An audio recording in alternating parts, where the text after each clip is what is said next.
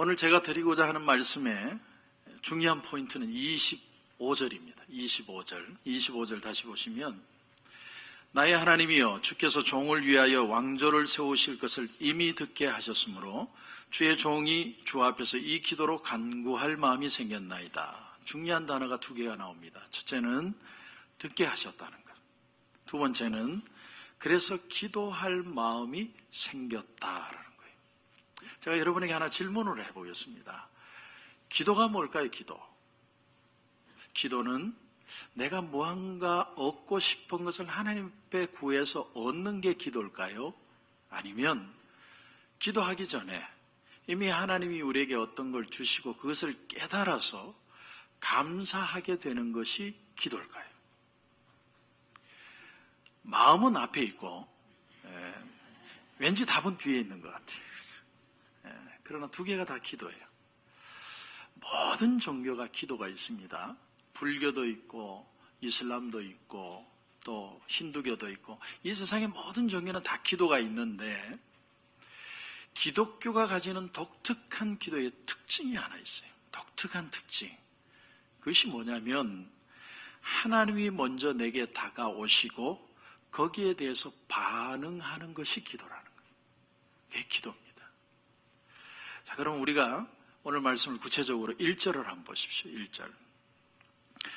다윗이 그의 궁전에 거주할 때에 다윗이 선지자 나단에게 이르되, 나는 백향목 궁에 거주하거늘 여호와의 언약궤는 휘장 아래에 있도다. 보통 사람이요, 성공하고 나면 제일 위험할 때입니다. 왜냐하면 성공하기 전까지는 내가 목표를 가지고 끝까지 옆도 곁도 돌아보지 않고 최선을 다해 목표를 향해 달려갔는데, 내가 탑이 되면, 모든 걸 이루고 나면, 목표가 사라지고 나면 사람은 방탕하기 쉽습니다. 근데 다윗의 놀라운 한 가지 점이 뭐냐면, 성공했는데, 탑의 자리에 이르렀는데 더 영적 부흥을 위해 몸부림쳤다라는 거예요. 이게 다윗의 독특한 점입니다. 그러니까 마음속에 이런 생각을 했던 것 같습니다. 어떻게 하면 하나님의 성전과 이스라엘 백성들의 신앙을 업그레이드 할 수 있을까? 더 업그레이드 할 수 있을까? 그래서 다윗이 무엇을 생각하게 되었냐면, 이참에 아예 성전을 하나 새로 지어야 되겠다. 그래서 더 나아가서 이 성전을 통해 우리 하나님의 백성들이 영원히 말씀 앞에 서도록 만들어야 되겠다. 그것이 성전을 짓고 싶은 다윗의 진짜 이유였습니다. 거기에 대해서 나단 선지자가 어떻게 반응을 합니까? 여러분 2절을 보십시오. 2절 보시면, 나단이 다윗에게 아뢰되, 하나님이 왕과 함께 계시니 마음에 있는 바를 모두 행하소서. 이건 나단이 다윗의 비비를 맞추는 걸까요? 진심으로 하는 얘기일까요? 진심이죠, 진심. 근데 이 말씀을 유심히 보면 우리가 뭘 하나 여기서 깨달을 수 있냐면, 하나님이 우리와 함께 하신다면 우리의 마음에 있는 모든 바를 행할 수 있는 허락을 받을 수 있다는 거예요. 그걸 깨달을 수 있습니다.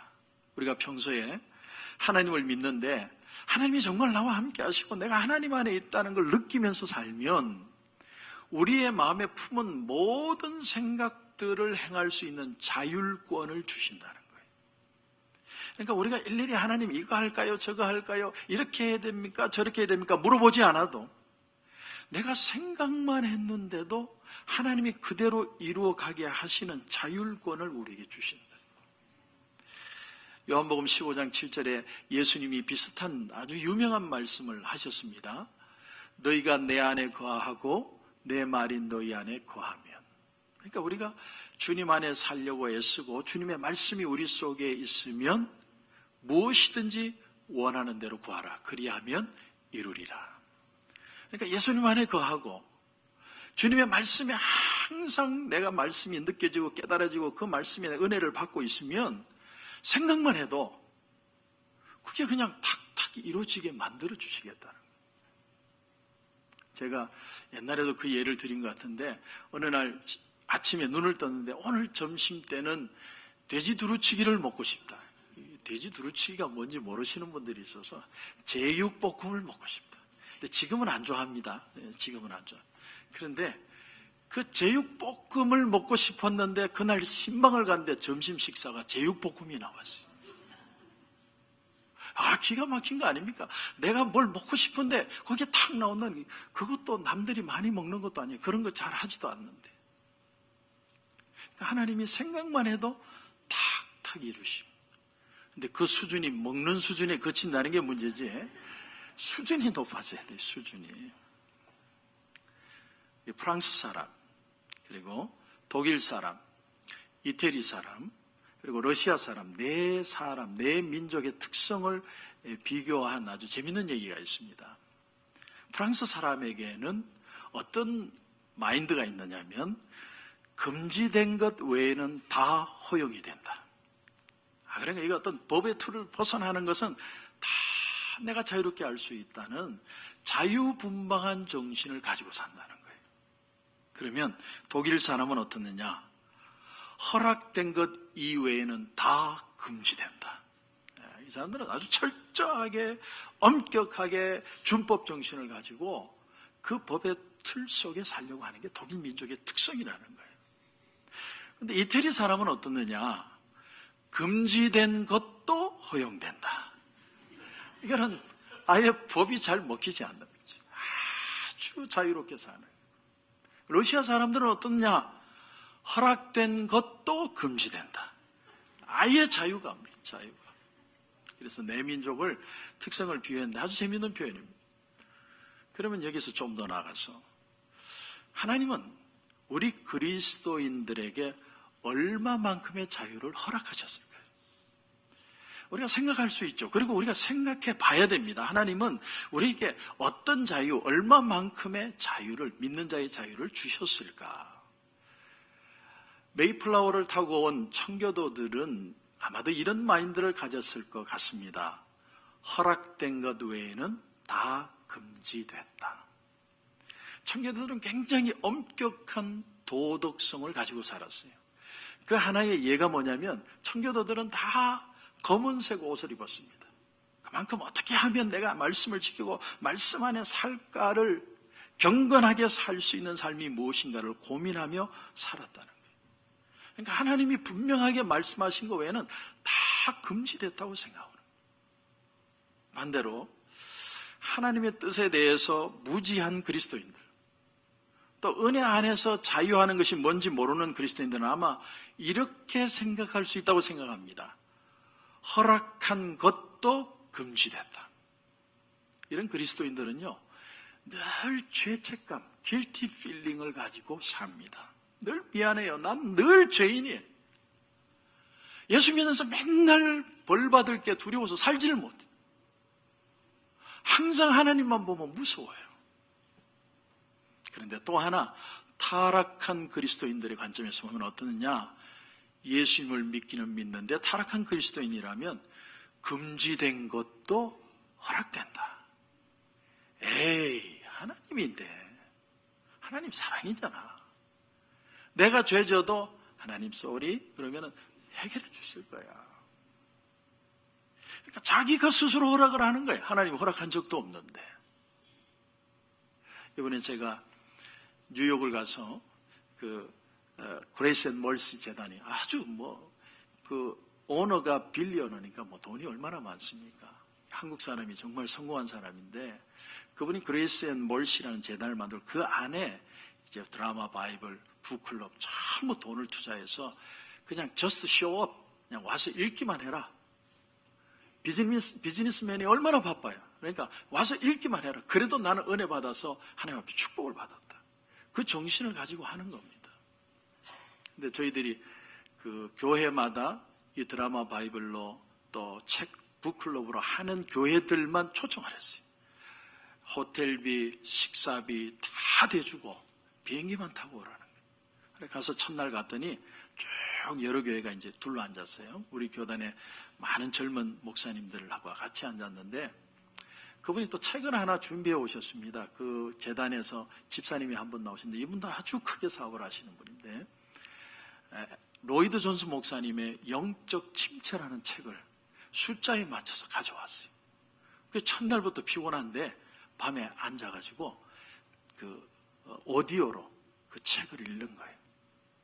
근데 그 책을 읽다가 챕터 3에서 제가 은혜를 받았습니다. 그게 보면 나무 같은 것들이 걸어가는 것, 그런 주제예요. 마가복음 8장에 보면 소경이 눈 뜬 얘기가 나오죠.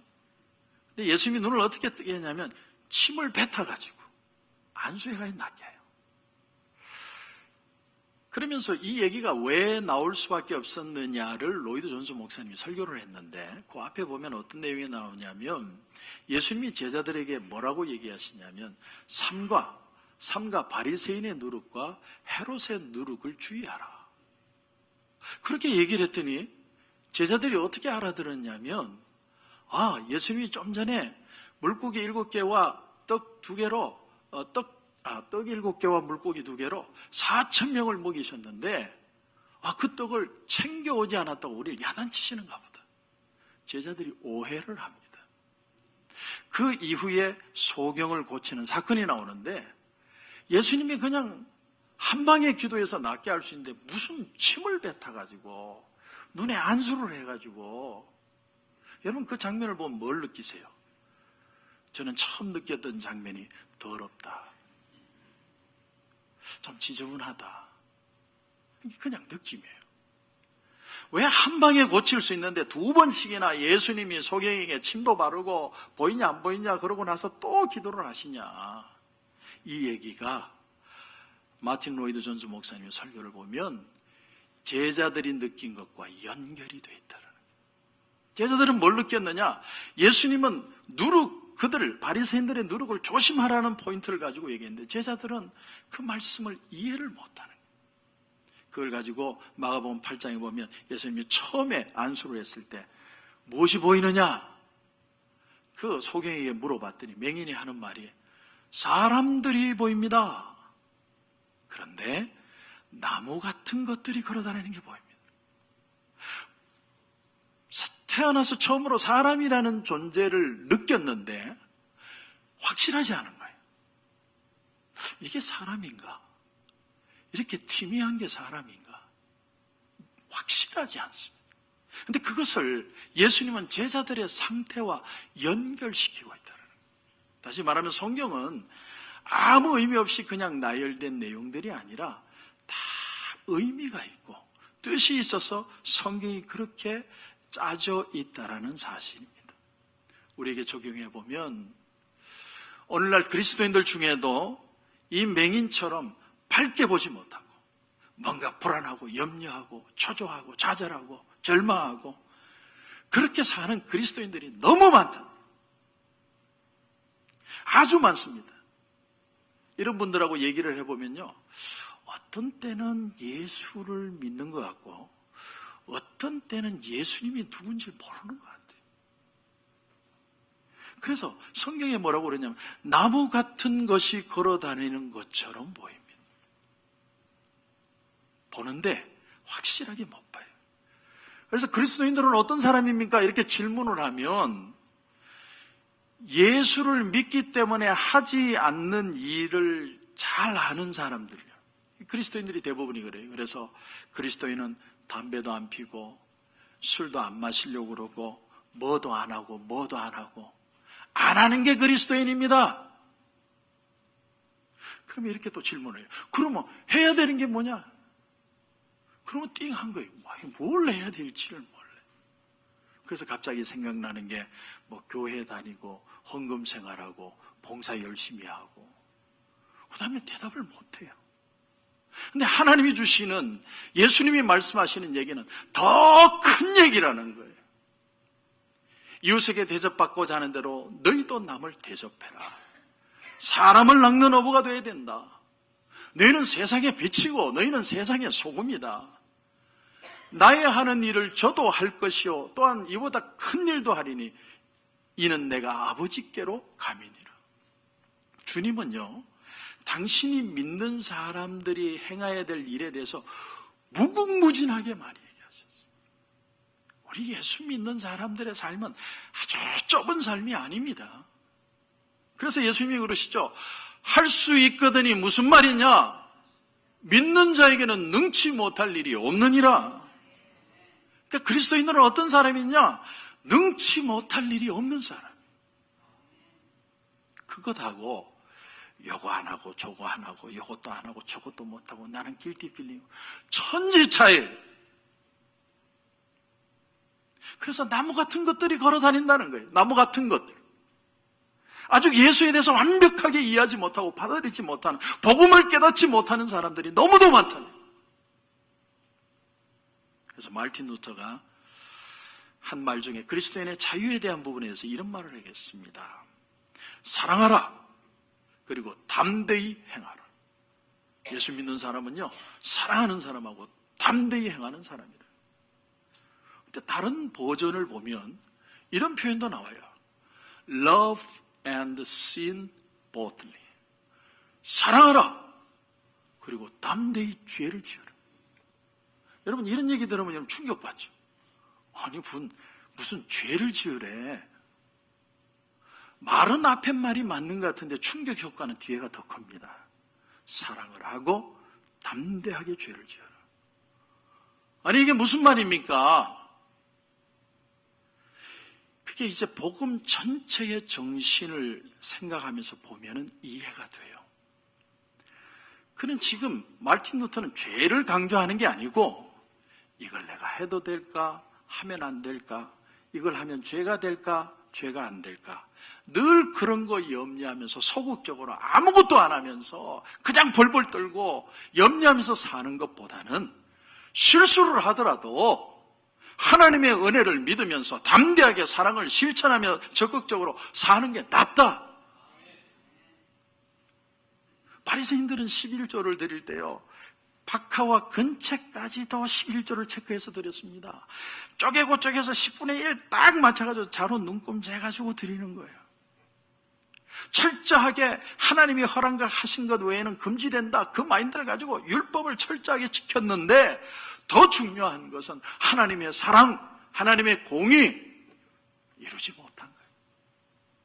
그래서 어떻게 하면 율법대로 살아서 죄 안 짓고 살 수 있을까? 그걸로 버티다 보니까 사랑을 실천하고 믿음의 삶을 이루고 공의롭게 살고 하나님의 뜻을 이루는 삶은 하나도 못하고 살아요. 그저 죄 안 짓고 발발 떨고 죄 짓는 사람이 있으면 욕하고 하나님이 요구하는 사랑, 믿음의 실천은 하나도 없어요. 그래서 예수님이 하신 말씀이 뭐냐면 세리와 창기들이 바리새인들보다 먼저 천국에 들어갈 것이다. 얼마나 무서운 말씀이에요. 바리새인처럼 살면 세리보다 못해. 그런 세세한 것까지 신경 쓰지 못하더라도 하나님의 사랑을 믿고 그 은혜를 의지하고 그 사랑을 담대하고 적극적으로 실천하는 삶을 사는 사람들이 더 천국에 가깝다는 말씀. 할렐루야. 여기에 아멘이 돼야 돼요. 좀 얘기가 제가 장황해졌는데 오늘 본문으로 다시 돌아와 보면 나단 선지자가 다윗에게 말합니다. 하나님이 왕과 함께 계시니 마음에 있는 바를 모두 행하소서. 이 엄청난 자율권을 하나님이 다윗에게 주셨다. 사랑하고 담대하게 행하라. Love and sin bothly. 사랑하고 담대하게 죄를 지어라. 그래도 안 받아들여져요. 그죠? 겁나요. 그죠? 나 복음은 우리에게 자유를 주신 거예요. 예수 믿는 자유. 근데 그렇게 말을 했는데 그날 밤에 하나님께서 나단에게 나타나서 말씀을 주십니다. 그게 3절이죠. 3절 보십시오. 그 밤에 하나님의 말씀이 나단에게 임하여 이르시되 가서 내 종 다윗에게 말하기를 여호와의 말씀이 너는 내가 거할 집을 건축하지 말라. 왜 건축하지 못하게 했을까? 그 이유가 22장에 나옵니다. 우리 22장을 한번 보실까요? 22장 6절부터 한번 보시면 제가 읽겠습니다. 다윗이 그의 아들 솔로몬을 불러 이스라엘 하나님 여호와를 위하여 성전 건축하기를 부탁하여 다윗이 솔로몬에게 이르되 내 아들아 나는 내 하나님 여호와의 이름을 위하여 성전을 건축할 마음이 있었으나 여호와의 말씀이 내게 임하여 이르시되 너는 피를 심히 많이 흘렸고 크게 전쟁하였느니라. 네가 내 앞에서 땅에 피를 많이 흘렸은즉 내 이름을 위하여 성전을 건축하지 못하리라. 보라, 한 아들이 내게서 나리니 그는 온순한 사람이라. 내가 그로 주변 모든 대적에게서 평온을 얻게 하리라. 그의 이름을 솔로몬이라 하리니 이는 내가 그의 생전에 평안과 안일함을 이스라엘에게 줄 것임이니라. 그가 내 이름을 위하여 성전을 건축할지라. 우리가 여기까지 보면서 볼 수 있는, 깨닫는 게 뭐냐면 하나님의 전이라는 것도 아무나 건축하는 게 아니라는 거예요. 아무리 돈이 많고 아무리 내가 할 수 있는 능력이 있어도 하나님이 허락하시지 않으면 전을 지을 수가 없습니다. 그러면 하나님의 전은 누가 짓느냐? 다시 22장 9절을 보면 보라, 한 아들이 내게서 나르니 그는 온순한 사람이라. 내가 그로 주변 모든 대적에서 평온을 얻게 하리라. 그의 이름을 솔로몬이라 하리니 이는 내가 그의 생전의 평안과 안일함을 이스라엘에게 줄 것임이니라. 그가 내 이름을 위하여 성전을 건축하리라. 하나님의 전은 누가 짓느냐? 어떤 사람이 지을 수 있느냐? 평안함이 있는 사람, 샬롬을 아는 사람, 하나님이 금지한 것 외에는 다 허락하신다는 것을 믿고 행할 수 있는 사람, 그 자유함이 있는 사람, 나무같이 걸어다니는 게 아니라 정말 제대로 은혜를 깨닫고 있는 사람, 그 평안함과 즐거움을 누릴 줄 아는 사람, 샬롬의 사람, 그 사람이 하나님의 전에 참여할 수 있게 된다는 거예요. 이것이 눈에 보이는 성전을 넘어서서 참 하나님의 전을 소유할 수 있는 하나님의 백성이 될 수 있는 조건이라는 거예요.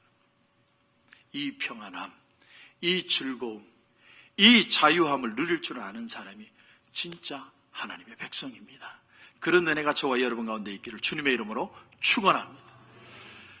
오늘날 많은, 얼마만큼의 그리스도인들이 이런 자유를 누리고 사는지 모르겠습니다. 대다수의 사람들은요, 조금만 일이 나면 두려워하고 염려하고 초조하고 어쩔 줄 몰라. 나는 죄인이야. 알아요. 나도 알아요. 여러분이 죄인이고 저도 죄인인 줄. 근데 거기서 좀 더 나가서 나는 그래서 아무것도 못해. 할 수 있는 것도 못해. 하나님이 나를 치실 거야. 다 의심해. 자기가 주신 하나님의 가치를 다 부정하는 의심들이. 왜 탕자의 형이 잔치자리에 들어가지 못했습니까? 아버지의 사랑을 이해하지 못했기 때문에. 그래서 아버지의 사랑을 용납할 수가 없는 거예요. 용납하지 못하니까 못 들어가는 거예요. 아들의 마인드는 이겁니다. 동생이 죄를 지었기 때문에 죄의 대가를 치러야 된다. 그게 권선징악이죠. 선한 사람은 상을 받고 악한 사람은 벌을 받아야 된다. 그런데 동생이 죄를 지은 것에 대해서 대가를 지불하고 벌을 받는 게 아니라 상자리를 펴주고 잔치를 베풀어 준다는 건 이해가 안 된다. 이게 바로 인간의 전형적인 종교관이에요. 권선징악. 성경의 개념 속에 권선징악의 개념이 포함될 수 있습니다. 그러나 복음이라는 것은, 하나님의 은혜라는 것은 오히려 죄가 있는 곳에 은혜가 넘치고, 인자가 의인을 부르러 온 것이 아니라 죄인을 부르러 오신 것이고, 세리와 창기들이 바리새인들보다 먼저 천국에 들어가서, 그래서 나중된 자가 먼저 되고 먼저 된 자가 나중되는 그런 역전이 있는 것, 하나님의 은혜에 새로운 반전이 있는 것, 그것이 바로 복음이요, 그것이 바로 하나님이 말씀한 진정한 축복이라는 것. 그러니까 우리가 하나님의 은혜로 말미암지 않고는 아무것도 받아들일 수가 없어요. 그러면 어떻게 해야 되죠? 어떻게 해야 됩니까? 마가복음 8장 24절로 다시 돌아가 보면 예수님이 눈에 안수를 하고 쳐다보며 이르되 사람들이 보이나이다. 맹인이 되었던 사람이 눈을 떠서 봅니다. 그러나 나무 같은 것들이 걸어가는 것을 보나이다. 그때에 그 다음 절을 보면 주님이 이에 그 눈에 다시 안수하시매 그가 주목하여 보더니 나아서 모든 것을 밝히 보는지라. 처음에는 나무 같은 것들이 걸어다니는 걸 봤는데 주님이 다시 그 눈에 안수하고 나니까 그가 밝히 보게 되었다. 복음의 진짜 기쁨을 누리게 되었다. 그러므로 내가 완전하지 못하고 오늘도 답답하고 절망하고 두렵고 염려하는 것들을 어떻게 해결할 수 있느냐? 방법은 한 가지. 주님 앞에 다시 나와야 됩니다. 내 모습 이대로 주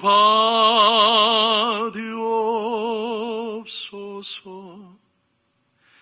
날 위해 돌아가신 주, 날 받으옵소서. 주님 앞에 나오면 주님이 다시 회복하시고 우리에게 새로운 은혜를 주시는 줄 분명히 믿습니다.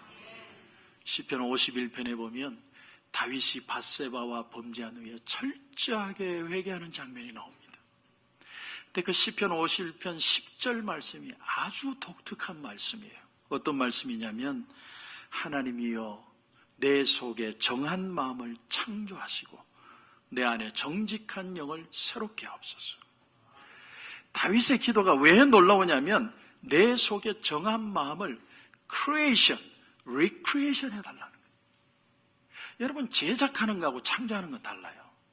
제작하는 것은요, 있는 재료를 가지고 다시 디자인해서 만들어내는 거지만 창조는 없는 걸 만들어내는 거예요.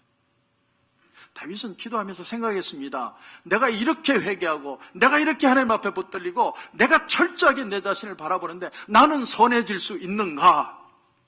자신을 향해서 질문해보니까 내가 이렇게 발버둥 쳐도 나는 절대로 선해질 수 없다라는 걸 깨달았어요.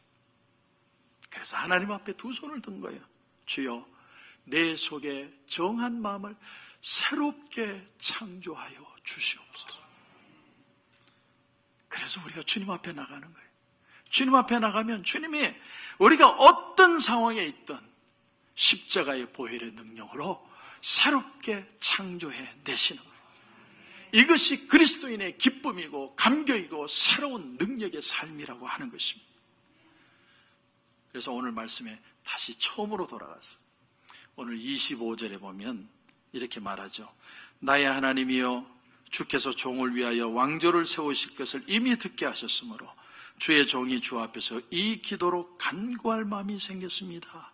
뭐가 생겼어요? 기도할 마음이. 왜? 창조되었기 때문에. 하나님이 그렇게 복을 약속해 주셨기 때문에 깨달아지는 순간, 받아들여지는 순간, 내게 오는 순간 기도할 마음이 생긴 거예요. 그러면 아마 여러분 중에는 목사님, 그럼 저는 기도할 마음이 하나도 없는데 그럼 복을 받지 못해서 그런 겁니까? 내가 먼저 복 받을 때까지 기다렸다가 하나님이 복 주시면 그때 와서 기도할까요? 아니에요. 아닙니다. 여러분 잘 들으세요.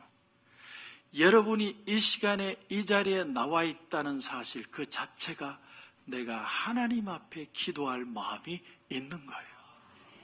이 좋은 날 골프 치러 안 가고 친구들과 좋은 데 안 가고 내가 하나님 앞에 나와서 예배 드리고 싶다는 마음이 생긴 것 자체가 이미 하나님이 여러분의 마음에 복을 주시고 계시는 거예요.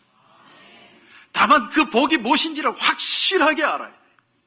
어렴풋이 그냥 나무 막대기처럼 그렇게 알면 되는 게 아니라 확실히 믿기는 어린 양 예수의 그 피로 속죄함을 얻었네. 이 감격이 있어요. 그래서 시편 42편 5절에 보면 내 영혼아 내가 어찌하여 낙심하며 어찌하여 내 속에서 불안해하는가? 너는 하나님께 소망을 두라. 그가 나타나 도우심으로 말미암아 내가 여전히 찬송하리로다. 우리가 살다 보면요 얼굴이 굳어질 일이 너무 많아요. 막 두렵고 걱정되고 그래서 예배 들어올 때는 호박 같은 내 얼굴 미웃기도 하고 막 오만 인상을 쓰고 다 와요. 그런데 예배 드리다가 하나님을 바라보다가 여전히 찬송하리로다. 이 말씀을 원어대로 해석을 하면 내 얼굴에 화색이 돌게 하신다. 그런 뜻이에요.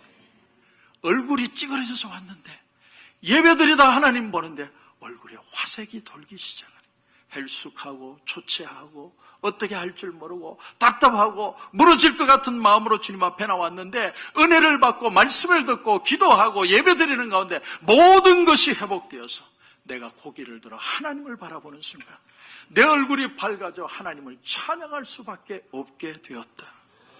그러므로 성도 여러분, 어떤 일을 만나도 고개를 들어서 하나님을 보시기만 하면 돼. 왜? 하나님은 창조하시는 분이십니다. 그 은혜가 저와 여러분 가운데 넘치시기를 주님의 이름으로 축원합니다.